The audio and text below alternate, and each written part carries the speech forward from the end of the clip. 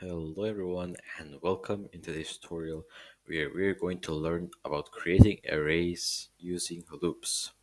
So first of all, as you remember in the last tutorial, to declare an array, we need to add with what kind of data we're working, the name and how many elements will be in our array. So we do it like this.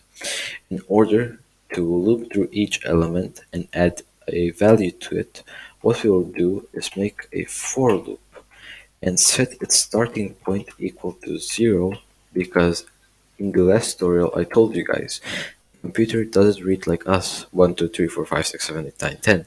It reads from 0, so 0, 1, 2, 3, 4, 5, 6, 7, 8, 9, 10.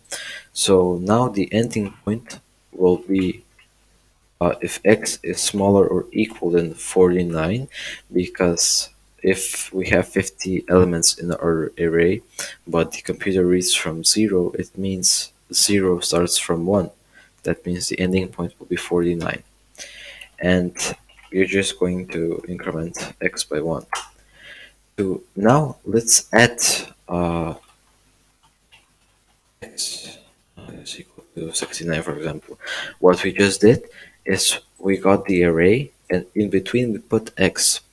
X is all the it when we make this program we will make x loop through all the elements and add 69 as their value. So let's print out x. No, let's print out array.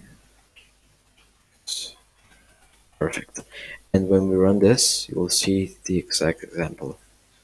So as I said, we made x loop through every number and set it equal to 69.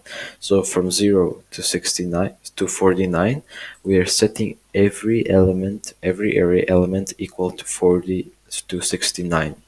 So that's what we did. So if you have a hard time understanding, I recommend you practice and do this on your own.